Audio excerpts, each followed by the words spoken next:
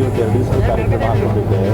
ನಿನ್ನೆ ಒಂದು ಪ್ರತಿಭಾ ಪುರಸ್ಕಾರ ಕಾರ್ಯಕ್ರಮ ಇತ್ತು ಮತ್ತು ಇವತ್ತು ಕಲಬುರಗಿಯಲ್ಲಿ ನಮ್ಮ ಇಲಾಖೆ ಅಂತಂದರೆ ಕಲಬುರಗಿ ಕಾರ್ಪೊರೇಷನ್ನು ಮತ್ತು ಅಲ್ಲಿ ಬರುವಂತಹ ನಗರಾಭಿವೃದ್ಧಿ ಇಲಾಖೆಗಳಿಗೆ ಮೀಟಿಂಗ್ ಹಾಕೊಂಡಿದ್ದೆ. ಒಂದಷ್ಟು ಕಾಮಗಾರಿಗಳ ಇನ್ಸ್ಪೆಕ್ಷನ್ ಕೂಡ ಇದೆ.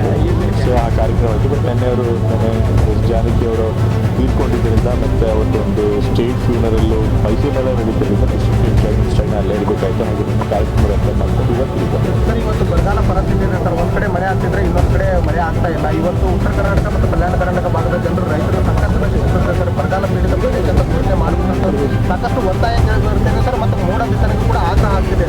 ಯಾಕೆ ಸರ್ ಸರ್ಕಾರ ಇನ್ನೂವರೆಗೂ ಕ್ರಮ ಕೈಗೊಳ್ಳುತ್ತಿಲ್ಲ ಆ ಬಗ್ಗೆ? ಆಗಲೇ ನಾವು ನೀರಿನ ಸಮಸ್ಯೆಯನ್ನು ಬಗೆಹರಿಸಬೇಕು ಅಂತ ಹೇಳ್ಬಿಟ್ಟು ಮಳೆ ಕೊರತೆ ಆಗಿದೆ ಅಂತ ಹೇಳ್ಬಿಟ್ಟು ಮುಖ್ಯಮಂತ್ರಿಗಳು ಪ್ರತಿಯೊಂದು ಡಿವಿಷನ್ ಕೂಡ ಮೀಟಿಂಗ್ ಕರೆದಿದ್ದಾರೆ. ನಾವು ಕೂಡ ಜಿಲ್ಲಾ ಉಸ್ತುವಾರಿಗಳು ನಮ್ಮ ಜಿಲ್ಲೆಯಲ್ಲೂ ಮೀಟಿಂಗ್ಗಳನ್ನು ಮಾಡಿದ್ದೇವೆ. ಅಧಿಕಾರಿಗಳಿಂದ ಮಾಹಿತಿಗಳನ್ನು ತಗೊಂಡಿದ್ದೇವೆ. ನೀರಿನ ಸಮಸ್ಯೆ ಹೇಗಿದೆ ಅಂತ ತಿಳ್ಕೊಳ್ಳೋದಕ್ಕೆ ಸೂಚನೆ ಕೊಟ್ಟಿದ್ದೇವೆ. ಬರ ಪರಿಸ್ಥಿತಿ ಅಂತ ಘೋಷಣೆ ಮಾಡಬೇಕು ಅಂದರೆ ಸುಮ್ಮನೆ ಹಾಗೆ ಘೋಷಣೆ ಮಾಡೋಕ್ಕಾಗೋದಿಲ್ಲ. ಅದಕ್ಕೆ ಇಷ್ಟು ವಾರಗಳು ಮಳೆ ಕೊರತೆ ಆಗಬೇಕು, ಇಷ್ಟು ಪರ್ಸೆಂಟ್ ಆಗಬೇಕು, ಸಾಯಿಲ್ ಮಾಯಿಶ್ಚರ್ ಕಮ್ಮಿ ಆಗಬೇಕು, ಬೆಳೆ ಹಾನಿ ಆಗಿರಬೇಕು ಅಂತೇಳಿ ಸರ್ಕಾರ ಕ್ರೈಟೀರಿಯಾ ಕೊಟ್ಟು ಆ ಕ್ರೈಟೀರಿಯಾ ಫುಲ್ಫಿಲ್ ಆದಾಗ ಆಗುತ್ತೆ. ಈ ಜುಲೈ ಎಂಟಾಗಿ ಅಷ್ಟು ಕ್ರೈಟೀರಿಯಾ ಎಲ್ಲ ಫುಲ್ ಆಗುತ್ತೆ.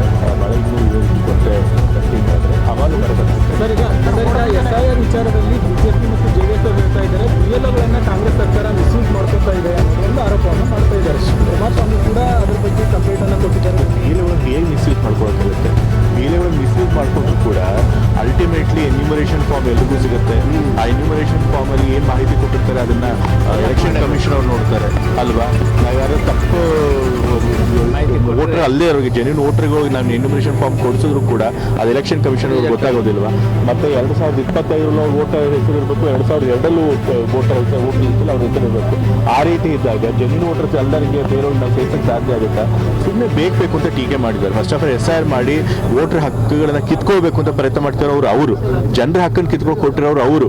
ನಾವು ಅವ್ರ ಹಕ್ಕು ಜನರ ಹಕ್ಕು ಕಿತ್ಕೊಳ್ಳದೆ ಇರೋಂಗೆ ಮಾಡಬೇಕು ಅಂತ ಹೇಳಿ ಎಲ್ರಿಗೂ ಅರ್ಹ ವೋಟರ್ ಲಿಸ್ಟಲ್ಲಿ ಬರಬೇಕು ಅಂತ ನಾವು ಪ್ರಯತ್ನ ಮಾಡಿದ್ರೆ ಅದಕ್ಕೆ ಸುಳ್ಳು ಆರೋಪ ಮಾಡಿ ಜನರ ದಾರಿ ತಪ್ಪಿಸ್ಕೊಳ್ತೇವೆ. ಮೀಡಿಯಾ 9 ಕನ್ನಡ ನಿರ್ಭೀತಿಯಿಂದ ನಿಮ್ಮ ಜೊತೆಗಾರ.